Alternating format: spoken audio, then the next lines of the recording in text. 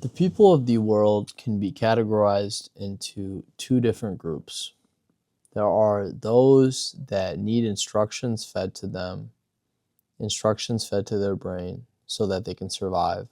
And there are those that are originally thinking and are accepting of the consequences that may come their way for making decisions on their own.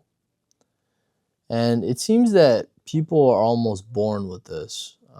You'll find that the people who are originally thinking and they respect their own decision making, even if if it's wrong for majority of the time, they still stand by their decisions. These people are sort of against authority, because from a young age, majority of people are submitting to authority in schools.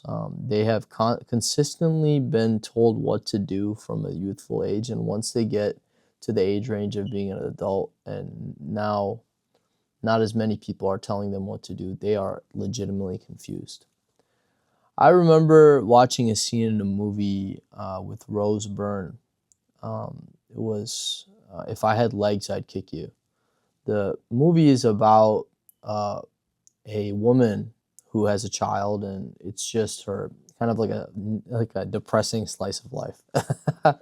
Like she is, it's just showing the struggles that she has. Like she has a flood in her house, her daughter is always in her ear, and you can just see her mentally crumbling over time. There's even a scene where two people that are working at the gas station that's right next to her apartment are talking about how people begin to lose their minds and lose their brains because of dulling. There's multiple scenes of her, abusing drugs and eating. Like there is a scene of her stuffing her face with Reese's peanut butter cups. So I think a lot of this is like an homage to brain fog and running away, the escape, the numbing of your emotions so you don't feel as alive, because being alive is painful. Um, if you're not strong enough to stand up against it, uh, you will become dead inside eventually. But yeah, there's a part where she's talking to her therapist and she says that I wish someone would just tell me what to do. And she starts crying. I wish someone would just feed me some instruction to get me to where I need to get to. And that's how a lot of, like, I genuinely feel a lot of us are conditioned with that in mind. An analogy that I like to think about is the simple analogy of don't touch the stove. I am under the belief system that it is better for people to experience and learn for themselves what it means to touch a stove, burn themselves, have that full neurological picture, like the sensory details, to understand why they shouldn't go back and do it. I am under the belief system that people should learn from their experiences by failing instead of being saved. There's one thing about an adult giving guidance, saying, "Hey, you probably shouldn't like if you do this," or letting them know if you do this, it will bring you pain, as opposed to many adults are like forcing upon them, kind of controlling them, saying, like yelling at them, "Don't touch the stove," not giving them a chance to go through that sensory process and learn for themselves. Because truly, I believe that we learn the best not from we get the best picture of how things work not from being fed instructions, but by going through processes ourselves, going through experiences ourselves, difficult experiences, and in that way you learn the nuance of the situation. You learn firsthand. Your brain can pull from where you made the mistake, as opposed to when you're in a state of people are feeding you instructions always, and you're getting okay results doing this. You're able to exist and continue on. You're not actually learning. You're not actually becoming a better version of yourself, because you don't understand the nuance. You don't understand the intricacies of you don't understand the feelings that go into it. So I guess this will link back to another, like a book that I read by Jordan Peterson, 12 Rules of Life. One of the quotes he had that really stood out to me was that Adults have naively believed that by pretending like suffering does not exist or kind of omitting it, they can save the youth from suffering. But suffering it's imperative that we transmute suffering into gold. We alchemize it into gold, something that is useful, something that's valuable for us. We must learn from it. We must learn from pain. Where in a way, many of these adults are obsessed with power. I'm not saying they're coming from a malicious place, but they're obsessed with power. They're obsessed with playing God. They believe that if they save people from suffering, then they are doing something good, but they're preventing the neurological development of the youth, because people learn a lot due to pain, but feeling pain and understanding it. There's one thing about giving advice on certain things and preventing missteps through information, but to force and control someone, not to, like to literally, like, let's just say, for example, like someone is walking along a path and there are multiple holes covered by like moss or something you can't see. You're in the jungle, right? And someone, instead of um, letting you walk, they are grabbing you and holding you and moving you as you have no freedom of movement. And while one could say, hey, if they went through that before, if they went through that trail before, then yeah, it makes perfect sense that they would direct you physically to where to go. But in all reality, like at that point, you could have just closed your eyes and not experienced anything.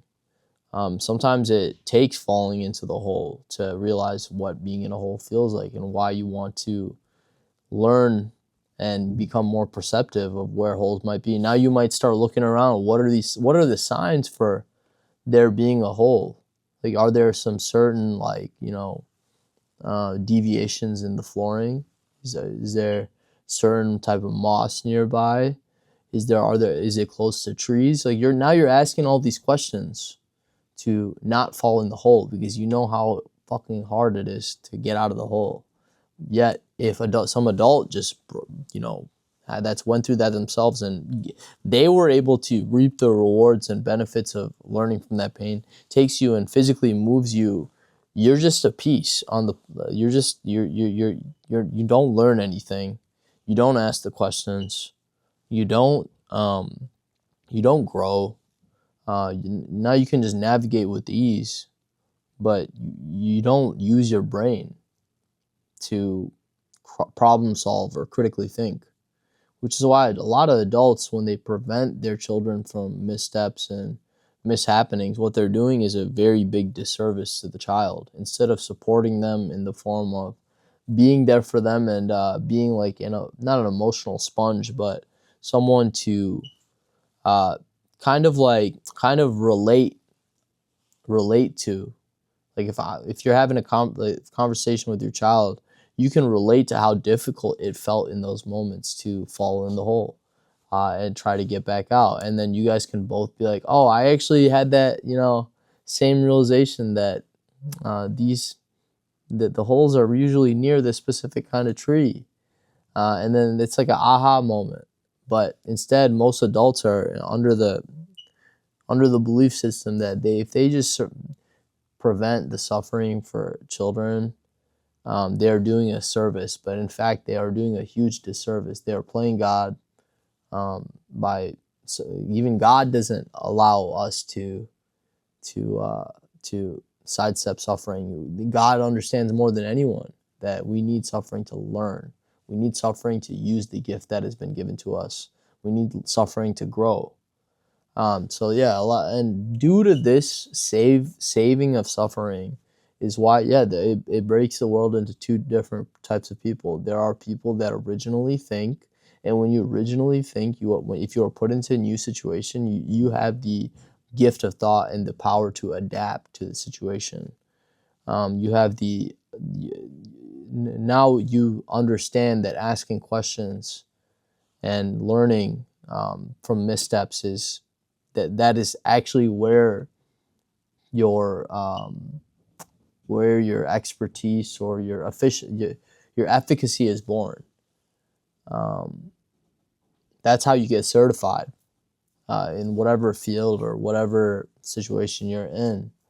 Whereas if you're going into things like just waiting for the next instruction, you are a lamb being led to slaughter in the off chance that something bad happens, because now you don't know what to think. And what happens if your authority doesn't know how to handle the situation either? Then you're fucked. That's a great way to lose. Um, and mind you, majority of the time, the people get to authority from having a good understanding of the nuances of whatever field it is.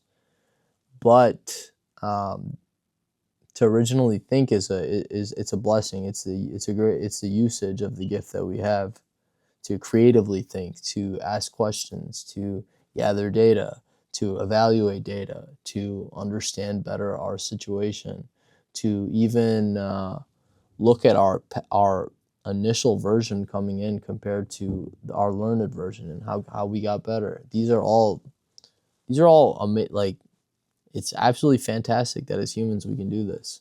Yet, that situation that Rose Byrne had with her therapist really just shows a lot of people are like that today, where they have consistently been fed instructions, and it is a malusage of their brain. They're not using their brain much, so it probably leads. These people are probably more susceptible to autopilot later on in life, because the less you sharpen your mind, the less you're able to do certain things, like have witty conversations with people that are genuinely enjoyable, or critically decide how your life should go. Really understand what your purpose might want to be.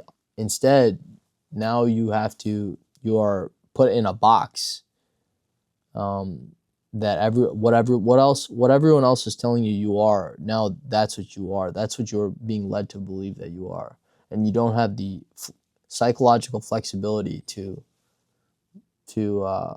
realize that you're much more than that. You don't have to live just because you were conditioned from a youthful age to be fed instructions. Your brain works well on its own to learn. It works fantastically, amazingly, in fact, much better than as a machine, as something that is consistently fed code or instructions to perform some task.